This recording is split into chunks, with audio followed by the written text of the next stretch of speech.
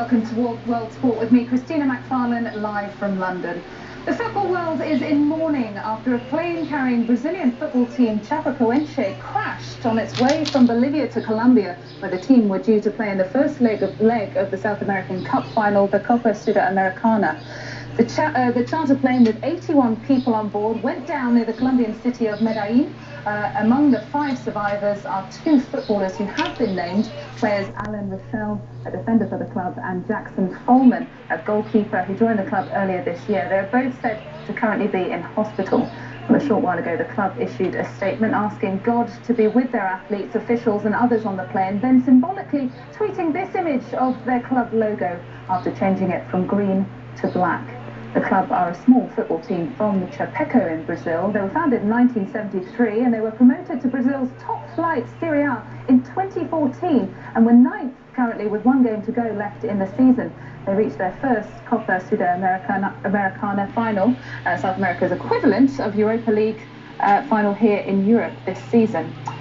Well, joining us now via Skype from Rio is EI Sports football commentator Clara Albuquerque. Clara, great to have you with us under very sad circumstances indeed. We know that Brazil have declared a period of mourning for 3 days. We're slowly getting confirmation now of the names of the footballers involved. What more can you tell us what you're hearing there in Rio? It's welcome to be here.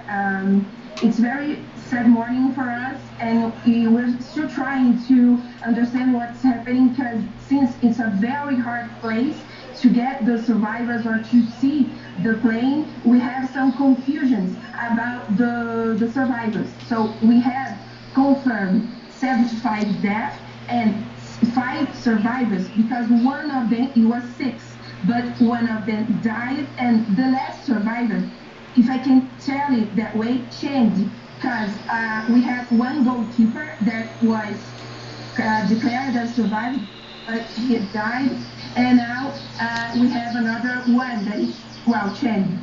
It's a very, how can I say, adored club here in Brazil, because they had a meteorical stance in the football here. It's probably tomorrow would be their most day. So the fans are really sad, because they should be happy for the happiest day on the history of the club.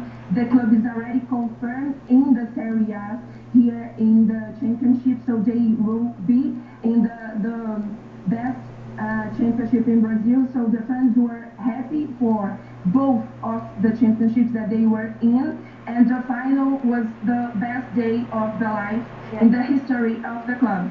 So we had in the plane not only the players, but for example the ex-presidents of the club, because it was a very important day. Okay, Clara, thank you very much. We know it's a very confused picture at the moment, and we were seeing pictures just then of the club celebrating getting to the top flight, getting to that final just a few minutes ago. Thank you for joining us for now, Clara, from Rio. I want to bring in our Keir Radnich now from World Soccer Magazine, who joins me. Keir, good to see you.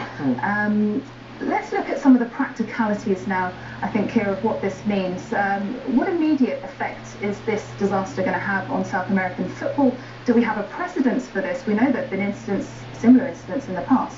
When there tends to be a disaster like this, it can often lead, very possibly in Brazil this coming weekend, to all matches being postponed in tribute.